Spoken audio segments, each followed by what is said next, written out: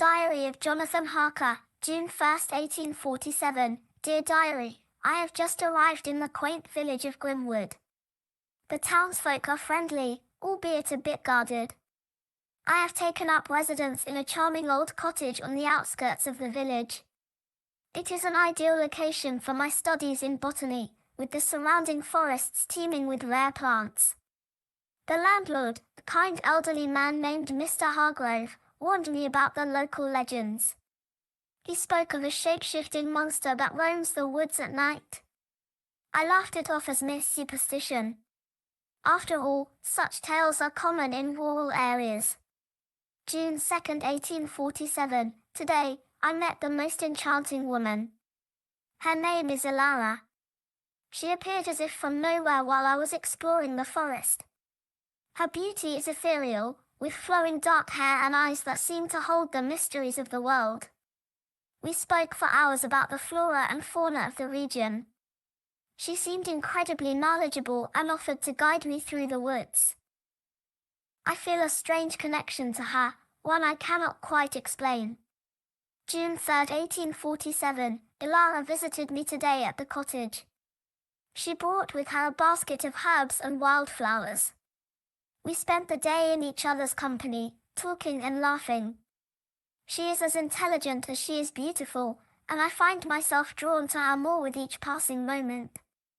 As the sun began to set, she abruptly took her leave. Her demeanor changed, becoming almost anxious. She insisted she had to return home before nightfall. I found it odd but did not press her for details.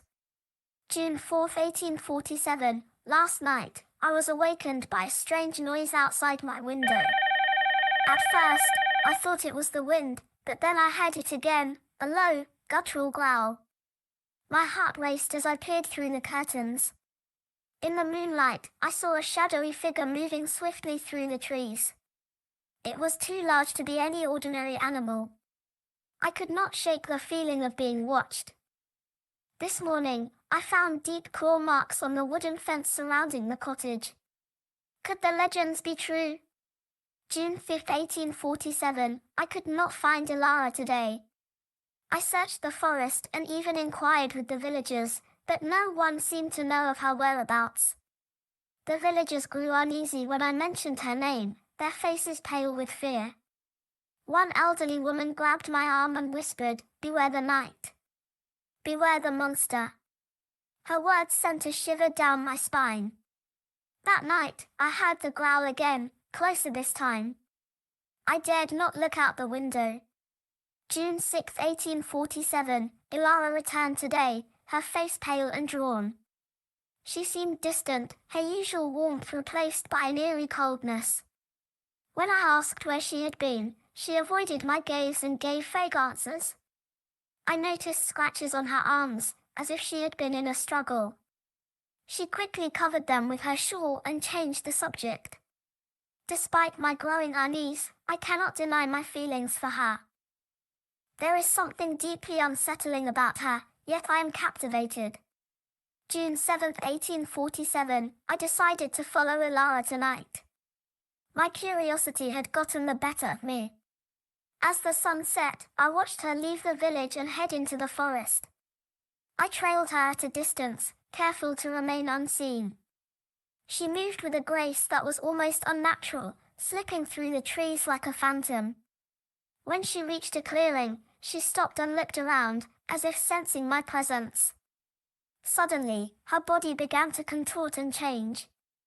I watched in horror as she transformed into a monstrous creature, with sharp claws and glowing red eyes. It was then that I realized the truth. Elara is the shape-shifting monster.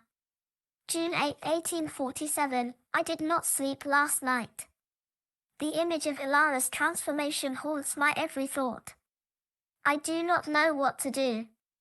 Should I confront her? Warn the villagers? I fear no one will believe me. The legends are true, and the monster is real. Yet, in the daylight, she is still the woman I have come to care for.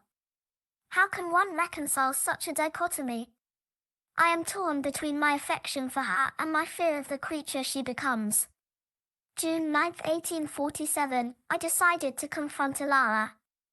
I found her by the river, her face serene in the morning light. I told her what I had seen, expecting anger or denial. Instead, she wept.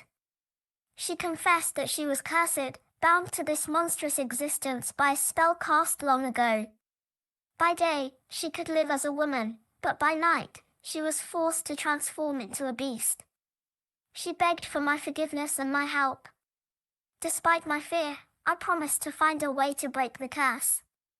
June 10, 1847, Elara and I spent the day researching ancient texts and consulting with the village elders.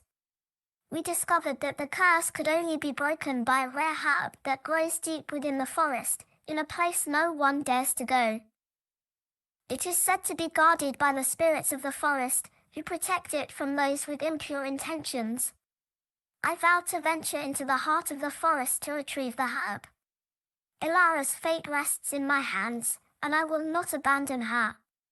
June 11, 1847, I embarked on my journey at dawn, guided by the knowledge Elara had shared with me. The forest grew darker and more foreboding as I ventured deeper. Strange sounds echoed through the trees, and I felt eyes watching my every move. After hours of searching, I found the herb, its silver leaves shimmering in the dim light. As I reached out to pluck it, a voice spoke in my mind, warning me of the consequences. I steeled myself and took the herb, feeling a surge of power course through me. June 12, 1847, I returned to the village with the herb, exhausted but triumphant. Elara greeted me with tears of gratitude. We prepared the potion as instructed by the ancient texts. As the sun set, she drank the potion and we waited in tense silence. The transformation began, but this time it was different. Her monstrous form wavered and then dissipated, leaving only the woman I had come to love. The curse was broken. Elara was free. We embraced, overwhelmed with relief and joy. June 13, 1847, Elara and I have decided to leave Grimwood and start anew elsewhere. The villagers, though grateful, are still wary of her. We plan to travel far away, to a place where no one knows of the curse or the monster. Our love has endured the darkest of trials, and now we have a chance at a future together. I am filled with hope and anticipation for the days to come. June 14, 1847, as we prepare to depart, I cannot help but reflect on the strange and wondrous events that have transpired. The legends of Grimwood are no longer mere stories to me. They are a testament to the power of love, resilience, and the human spirit. Though we leave this village behind, the memories and lessons will stay with us forever. The world is vast, and our journey is just beginning.